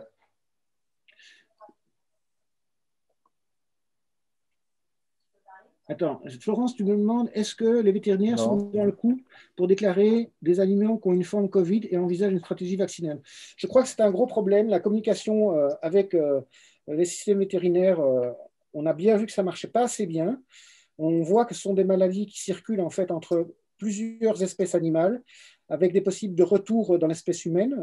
Et donc, la surveillance vétérinaire est un vrai sujet. Qu'il faudrait aborder avec beaucoup plus de sérieux, je trouve, que ce qu'on fait actuellement. Et je suis vraiment étonné du fait qu'on ne s'attache pas davantage à cette question, qui a des enjeux majeurs, à mon avis, sur le contrôle du virus et pour éviter éventuellement le retour d'épidémies avec des nouveaux variants par des espèces animales qui seraient infectées à bas prix et qui continueraient à propager le virus. Donc c'est c'est un point tout à fait clé qu'il va falloir développer. Mais Florence, tu as le micro si tu veux complémenter. Hein. Oui, je pense que ça a bien répondu à ma question. Je pensais juste que si on, par exemple, une poule qui a le Covid, c'est tellement loin de nous que ça peut potentiellement représenter une source de développement pour un virus atténué, plutôt que d'avoir peur de se faire contaminer par des poules qu'on mange. Tu vois ce que je veux dire? Ouais, enfin, je crois que l'alimentation n'est pas un problème. Hein. On nous a beaucoup raconté l'histoire sur le marché, aux animaux, etc. Et on a des psychoses sur l'alimentation. Enfin, il faut être raisonnable. La transmission de ces virus ne se fait pas majoritairement par l'alimentation, c'est le contact direct avec les espèces, c'est l'élevage industriel qui est questionné et la circulation de ce virus dans les élevages industriels. C'est ça la question en fait. Mais moi, je pensais pas à la dangerosité, mais justement, une poule qui a des poules qui ont le Covid et pour nous, ça nous immuniserait. On prend la poule à la maison et on n'a pas besoin de se faire vacciner, tu vois, le truc comme ça, quoi. Mais, enfin, je crois que les poules, il n'y a pas d'enjeu. Ouais. Donc, il y avait une question. Donc, dans l'ordre, oui, il y a Pascal. Pascal, c'est une question aussi que j'avais aussi par rapport à tes plateformes antivirales. Quelle est celle à même de répondre beaucoup plus rapidement, enfin, clairement, très rapidement? La plus rapide, c'est les vaccins ARN. Ils annoncent 6 semaines. Après, je n'ai pas l'information. Je l'ai cherché, mais je ne l'ai pas, malheureusement. C'est de savoir quel est le type d'essais thérapeutiques qui doivent être faits pour les nouveaux variants et qu'est-ce qu'on doit faire. J'imagine qu'on est dans le même processus que le processus de vaccin grippal qui est adapté chaque année et qui a des essais très courts. Mais j'ai posé la question à plusieurs médecins, ils ne savaient pas. Mais donc, je crois qu'on pourrait imaginer d'avoir dans 3-4 mois des boosts justement pour les variants. C'est possible. Alors, quand vous utilisez le chat, essayez d'utiliser tout panelist et attendees. Sinon, il n'y a que les... Donc, une question de Baikan qui demande si Moderna et Pfizer gardent des secrets de fabrication ou est-ce que la méthode est suffisamment transparente pour permettre aux laboratoires publics de participer à la production des vaccins ARN? Alors, mais les brevets sont décrits, hein, donc c'est décrit en grand détail dans les brevets. Après, tout le monde sait hein, que souvent, expérimentalement, ce n'est pas parce qu'on a un protocole qu'on est capable de refaire exactement la même chose. Mais normalement, tout est décrit dans le brevet. Mais c'est un enjeu majeur. Vous avez vu, il y a plusieurs tribunes qui sont sorties là-dessus, justement, dont une dans le journal du dimanche, de savoir comment, vu l'enjeu de santé mondiale et vu le fait que les compagnies sont en difficulté par rapport à la production de manière aussi massive des vaccinations, comment est-ce qu'il faut réinterroger la notion de brevet? Comment est-ce qu'il faut que les États éventuellement négocient avec les compagnies pharmaceutiques pour que des licences soient accordées de manière à ce que l'ensemble de la population puisse avoir accès au vaccin. Parce qu'on le voit bien, hein, que les épidémies, elles se propagent dans les populations et il n'y a pas de frontières. Hein, ils n'ont pas de passeport, les virus. Et donc, si on fait de la vaccination correctement en Europe, mais qu'on ne s'occupe pas de l'Afrique ou des autres pays, eh bien, on va traiter ces maladies sur le long terme. Donc, l'enjeu, c'est un enjeu de santé mondiale et il faut qu'on le traite comme tel. Oui, Sonia, tu avais une petite question encore? Oui, j'avais une question donc, concernant la question donc, de la vaccination qui empêcherait la transmission. Oui. Il me semble quand même qu'on a des données pour Moderna notamment et également la dernière étude de AstraZeneca sur les 88 participants publiée dans The Lancet, où en fait on a des indications que chez les vaccinés, on a beaucoup moins d'infections asymptomatiques. Oui. Donc, du coup, il pourrait bien être que la vaccination empêcherait également l'infection et donc la transmission finalement. En fait, je crois qu'il faut être pragmatique là-dessus. Je crois que la transmission globalement est reliée aux charges virales chez les patients. Donc, dans tous les cas, on va avoir des effets sur la transmission. Maintenant, la difficulté qu'on a, c'est que l'immunité est peu efficace dans le tractus respiratoire supérieur et beaucoup plus efficace dans tout le système au niveau systémique et dans le tractus respiratoire inférieur, parce que ce n'est pas la même catégorie d'immunoglobuline qu'on trouve dans les différents endroits. Et donc, probablement que s'il y a d'immunité qui est suffisamment dans les populations, il restera probablement du virus qui sera circulant, mais beaucoup moins, et qui pourrait affecter ces cellules de tractus respiratoire élevées, mais que le passage au niveau systémique sera très, très réduit. Et il y aura beaucoup moins de charge virale, donc moins de virus qui circulent, donc moins de co-infections. Parce que pour l'histoire de la charge virale, par exemple, il y a l'étude qui est sortie sur le personnel sanitaire en Angleterre, les cas de réinfection. Ils ont eu beaucoup de cas de réinfection asymptomatiques avec des charges virales très élevées. Donc, c'est vrai que ça, c'est très étonnant. Comment tu l'expliques, toi? Je ne sais pas si tu as vu l'étude. Je crois que je te l'ai. Je pourrais me l'envoyer, je vais regarder, mais je ne l'ai pas vu. Oui, je crois que je te l'ai envoyé. Bon, bref, donc, en tout cas, il regarde le personnel sanitaire. Donc, il y a eu pas mal de réinfections. Et parmi les réinfections, ils ont beaucoup d'asymptomatiques. Hein, donc, les gens, ils sont très bien. Et parmi ceux-là, étonnamment, en fait, ils ont trouvé des gens avec des charges virales très, très élevées. Alors, en fait, c'est vrai qu'on a toujours pensé que finalement, il y avait une relation entre quelque part la charge virale et la gravité des symptômes. Et mais finalement, ces données-là, elles remettent un peu en question la chose. Voilà. Donc, je voulais avoir ton avis et tes commentaires là-dessus. Oui. Moi, c'est probablement un équilibre. Ça doit être pas chez des vaccinés, ça doit être probablement chez des gens qui ont rencontré le virus. Ah oui, c'est des infections naturelles. Là, on parlait d'infections naturelles, tout à fait. Donc, probablement que ça nous parle de l'équilibre entre justement l'immunité cellulaire et l'immunité humorale. Je crois que l'immunité humorale devrait avoir un effet assez efficace sur les charges virales, justement parce qu'il bloque l'entrée, etc. Et peut-être que ces patients-là sont des patients chez qui le virus il se réplique, mais dans des compartiments où l'immunité cellulaire est suffisante pour faire le job du contrôle, mais pourtant le virus il se réplique très très bien dans certains compartiments et donc il se propage. En tout cas, ce qu'on peut supposer des autres coronavirus qu'on connaît bien, donc ceux qui donnent des maladies saisonnières, c'est qu'il y a récemment peu de raisons qu'on n'ait pas un système d'évolution progressive avec une course de l'immunité qui fasse qu'à moyen terme deviennent comme les autres coronavirus. Hein.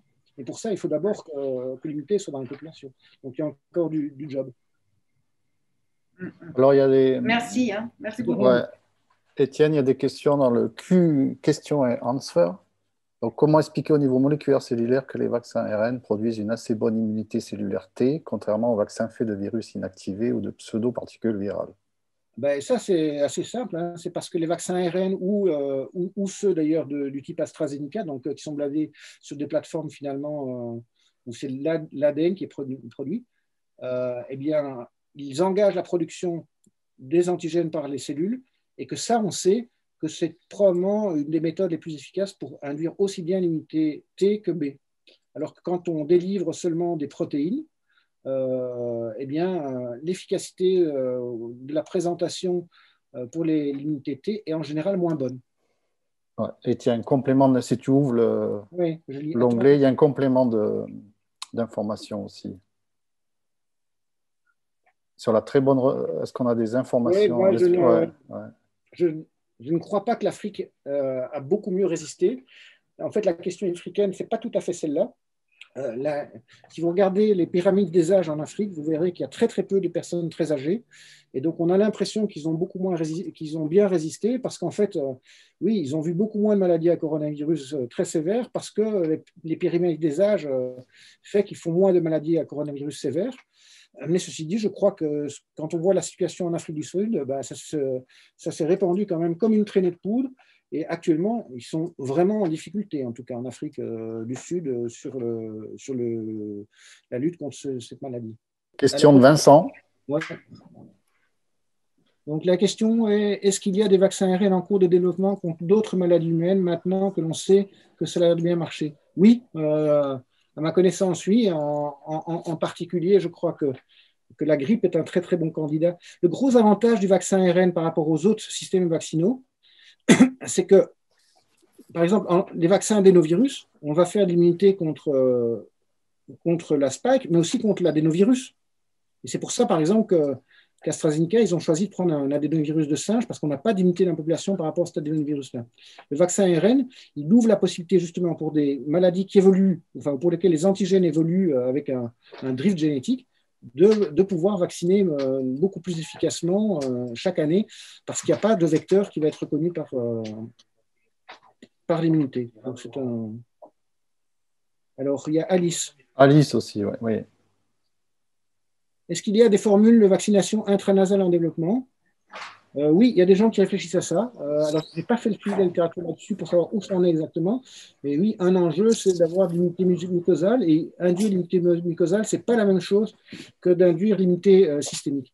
Je crois que l'enjeu primaire était d'avoir l'immunité systémique pour éviter d'aller vers les formes sévères, qui sont vraiment celles qui posent problème. Mais peut-être que sur le moyen terme, c'est une bonne stratégie. Si on voit, par exemple, qu'on va être dans une situation où le virus continue à circuler, mais sans faire de cas sévères, mais par niveau pulmonaire, peut-être qu'il faudrait envisager des vaccinations plus mucosales. C'est une très bonne remarque. Alors, ne développons pas l'immunité anti-adénovirus entre les doses? Oui, ben ça, je viens d'y répondre. Hein. Oui, c'est le problème des vaccins adénovirus. C'est que l'évolution des vaccins adénovirus et les vaccinations multiples avec le même adénovirus, on peut s'attendre à ce qu'il y ait éventuellement, à un moment, trop d'immunité contre les adénovirus, ce qui va limiter l'efficacité des plateformes. Donc, c'est une très bonne remarque. Ouais, tu as eu un complément d'information de Vincent. Oui. Ouais. Alors, les sérotypes sont basés sur des tests de séroneutralisation. Donc, aujourd'hui, ça ne fait pas partie vraiment du champ lexical des coronavirus. C'est plutôt dans le contexte de la grippe. Mais je crois qu'on devrait arriver effectivement à des sérotypes un petit peu comme dans la grippe peut-être, et que c'est pour ça qu'on va avoir des préparations vaccinales qui vont devoir évoluer au cours du temps. Une question de Pascal sur les enfants. Les variants sont-elles aussi étudiées? Y a-t-il des possibilités qu'elles soient aussi impliquées? Oui, il y a d'autres mutations. Par exemple, si on prend le variant anglais, il y a 17 mutations. Et donc, il y a d'autres mutations qui sont actuellement à l'étude, mais je n'ai pas vu de résultat. En fait, les gens, ils regardent tout de suite la protéine spike parce qu'on sait que c'est l'acteur majeur du franchissement de la barrière d'espèce, de la reconnaissance du récepteur et de l'immunité du type humorale et neutralisante. Et donc, c'est celle-là qu'on regarde en première intention parce que c'est celle qui est facile à utiliser. Alors, Vincent, Zika et cytomegalovirus avant même le coronavirus, idem grippe. Alors, je n'ai pas compris la question de Vincent. Non, c'était moi qui répondais à Vincent, mais on ne peut pas parler en privé, donc c'était bon. Ça va. Pourquoi les enfants sont-ils moins sensibles ou moins transmetteurs? Alors, je ne crois pas qu'ils soient moins transmetteurs. Je crois qu'ils sont moins sensibles parce qu'ils ont un système immunitaire qui est beaucoup plus combatif que le nôtre et beaucoup plus efficace. Ils sont aussi en meilleure santé que nous, parce qu'ils sont moins vieux. Voilà. Mais je ne crois pas qu'ils soient vraiment moins transmetteurs. Hein. Je crois que justement, c'est un dogme qui est en train d'être complètement remis en question, la transmission par les jeunes. Voilà. Sonia a une question sur la plateforme Rougeole. Oui, je voulais donc te poser la question si tu savais exactement en fait la plateforme Rougeole qui a capoté, hein, qui était un échec. En fait, moi ça m'a pas surpris parce que si cela est utilisé dans un contexte d'immunité préexistante contre rougeole, soit par infection naturelle, soit suite à vaccination contre la rougeole, ce n'est pas si étonnant que ça ne puisse pas marcher pour induire une réponse contre la spike. Est-ce que tu sais si la plateforme rougeole avait complètement remplacé les protéines, les glycoprotéines des rougeoles ou pas? C'est juste une question. Oui. Alors, je n'ai pas regardé les détails, mais je crois qu'une partie de la réponse est effectivement les réactions croisées. Et on va avoir le même problème avec les vaccins adénovirus. Hein. Oui, voilà. Donc, en fait, tu me confirmes qu'en fait, oui, c'est un peu ça. Donc, finalement, c'est vrai que c'était un peu mal designé, effectivement. Et c'est pour ça que le vaccin russe, la première et la deuxième dose, ils n'utilisent pas la même plateforme adénovirale. D'accord. S'affranchir de cette difficulté-là. Voilà. Merci beaucoup. De rien. Ouais, Étienne, j'avais juste une petite dernière par rapport à ce qu'on a appris sur cette crise par rapport aux plateformes. Est-ce qu'il y a des moyens de prédire la plateforme idéale pour une prochaine crise qu'on ne souhaite pas du tout, mais et d'aller encore plus vite? Tu as parlé des délais extrêmement efficaces d'un an, voire moins d'un an pour mettre en production des vaccins efficaces. Est-ce qu'avec tout ce qui a été appris lors de cette crise, on peut encore accélérer les choses? Oui, je crois en tout cas, la plateforme ARN est une plateforme qui a beaucoup d'avenir et pas que dans le traitement des coronavirus. Voilà. Donc ça, c'est une bonne nouvelle. Et encore 5 minutes. Et donc ça, c'est une partie de la réponse. La deuxième partie de la réponse, c'est prévenir les nouveaux coronavirus. Je crois que c'est un enjeu majeur, prévenir les nouveaux coronavirus. Et pour ça, il faudrait que l'OMS et que l'Europe fassent davantage pression sur l'OMS de manière à ce que l'enquête en Chine soit faite avec beaucoup plus de rigueur en évaluant toutes les hypothèses d'origine de cette épidémie. Parce qu'il faut absolument qu'on comprenne comment, en fait, ce virus est apparu dans les populations humaines, quel est le chemin entre une mine qui est dans le sud de la province du Yunnan, à 1500 km de Wuhan, et l'arrivée de ce virus, finalement, dans une grande ville où aucune chauve-souris n'est résidente. Si on ne comprend pas ces mécanismes, eh bien, on va rejouer la situation. Et je ne comprends pas comment ça se fait que ce n'est pas un sujet qui est davantage sur la place publique et qui est davantage questionné par tous les pays qui subventionnent l'OMS et qui ne demandent rien à l'OMS, qui ne demandent pas de compte à l'OMS et que la Chine n'a pas la pression pour qu'une enquête digne de ce nom soit faite.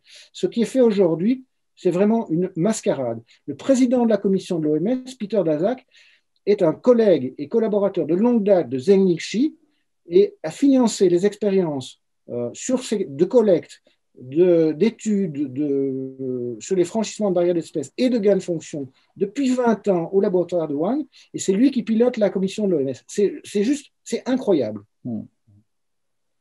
Et il faudrait qu'on mette tous la pression là-dessus, parce que c'est un enjeu essentiel. Il y a encore... Oui, il y avait une question dans le question en sphère. En effet, de faire remonter au niveau politique, surveiller, confiner certains animaux domestiques. Ben oui, c'est l'enjeu de ce dont je parle, hein, au niveau européen, mais au niveau international. Il faut absolument qu'on s'occupe de ça et qu'on n'imagine pas que ça soit en collectant et en échantillonnant tous les virus qu'on va se protéger des nouvelles maladies. La collecte et le travail sur des virus qui ne sont pas des pathogènes de l'homme et les adapter pour qu'ils deviennent des pathogènes de l'homme, sont des manips dangereuses. Et à mon sens, il ne faut pas les faire parce que c'est prendre le risque d'avoir encore des nouvelles infections qui franchissent la barrière d'espèces. Il faut éventuellement échantillonner les virus pour savoir ce qui existe. Et quand on fait des expériences, il faut les faire dans des systèmes où on ne construit pas des virus à potentiel pathogène pandémique qui pourraient se diffuser dans la population. C'est extrêmement important. Bon, mais je crois qu'Étienne, on va garder ces mots pour la fin. C'est une très excellente conclusion.